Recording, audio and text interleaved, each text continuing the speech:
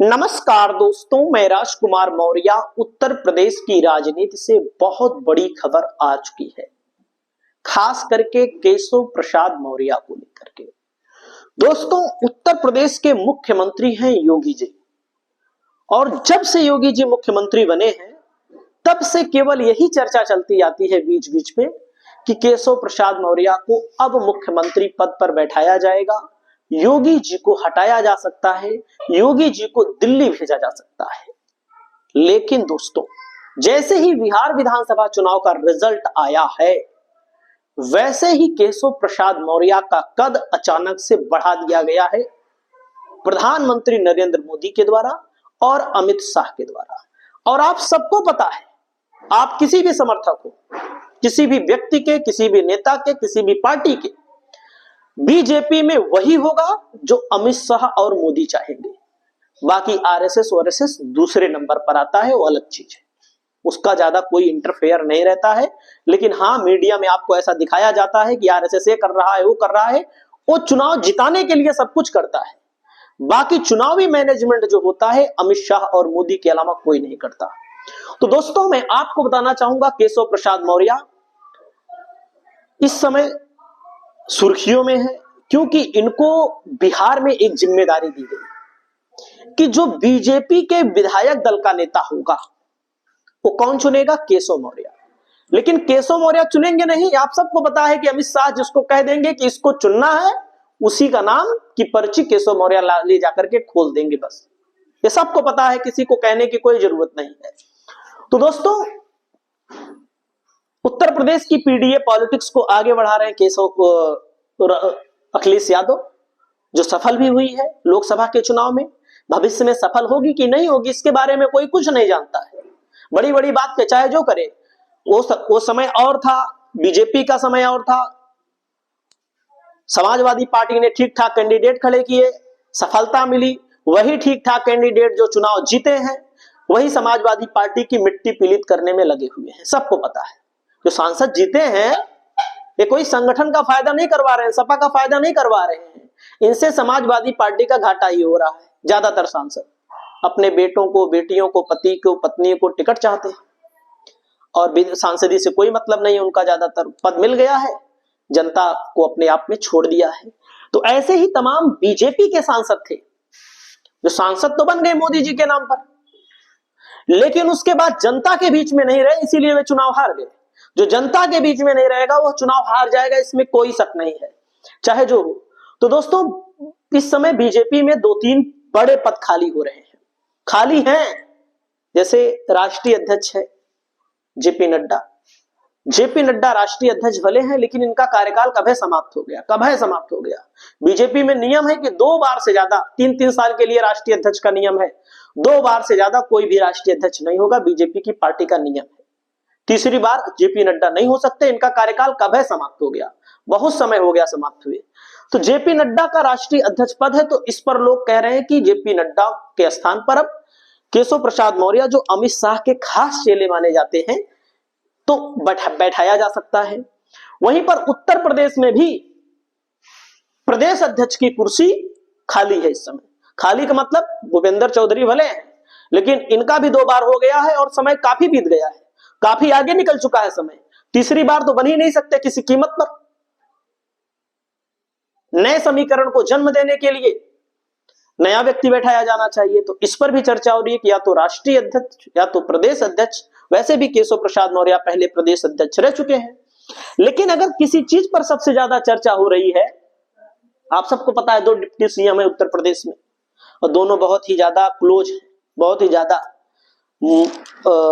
योगी जी भले मुख्यमंत्री हैं, लेकिन इन दोनों डिप्टी सीएम की सबसे ज्यादा पटती है आपस में। तो अब ये सुगबुगाहट हो गई है, क्या उत्तर प्रदेश में कोई बड़ा बदलाव होने जा रहा है? योगी जी को हटाया जा सकता है, दिल्ली भेजा जा सकता है, केशव प्रसाद मौर्य को मुख्यमंत्री बनाया जा सकता है।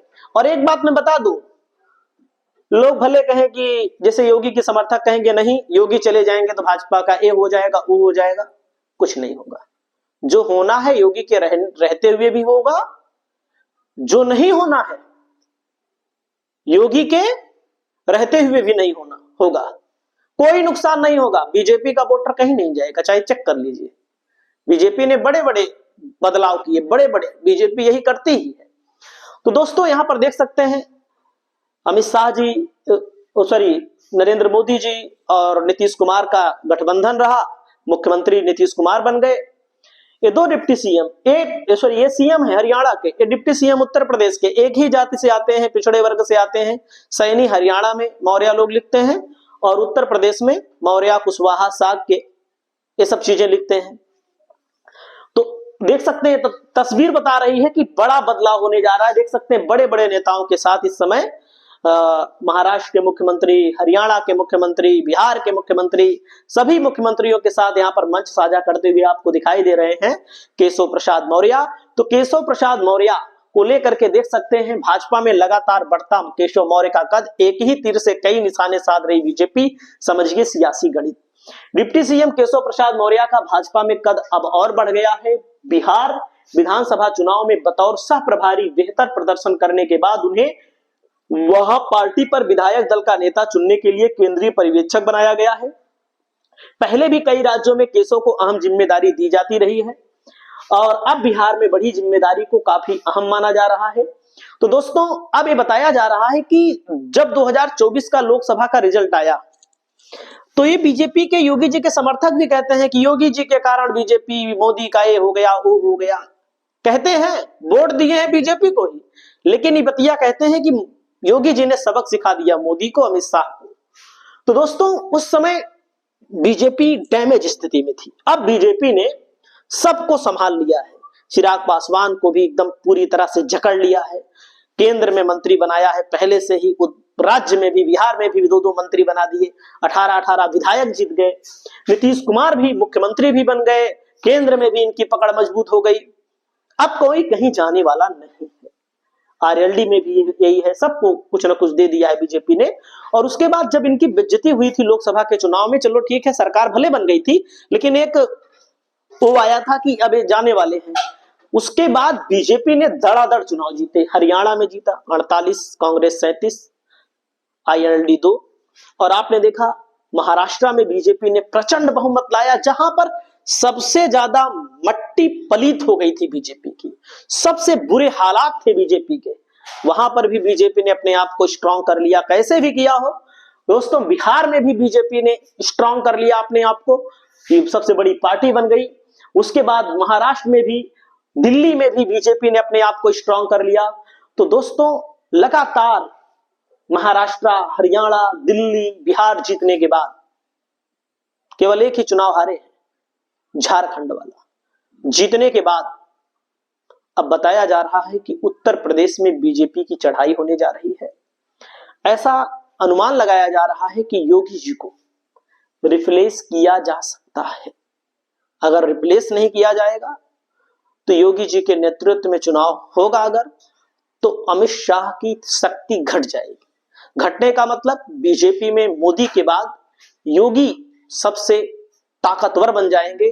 और सियासी जानकार कहते हैं कि अमित शाह ये नहीं चाहते कि योगी जी ताकतवर बने, क्योंकि अगला नंबर मोदी के बाद, अगर मोदी रिटायर होंगे, वैसे 75 साल पूरा कर चुके हैं, आप सबको पता है, तो अमित शाह का नंबर कब आएगा? अमित शाह पीछे छूट जाएंगे। अमित शाह कभी नहीं चाहेंगे कि योगी ताकतवर हो। बाकी आपको क्या लगता है, क्या योगी जी को हटाकर केशव मौर्य को मुख्यमंत्री बनाया जा सकता है कि नहीं? आप लोग कमेंट करके जरूर बताइएगा। नमस्कार।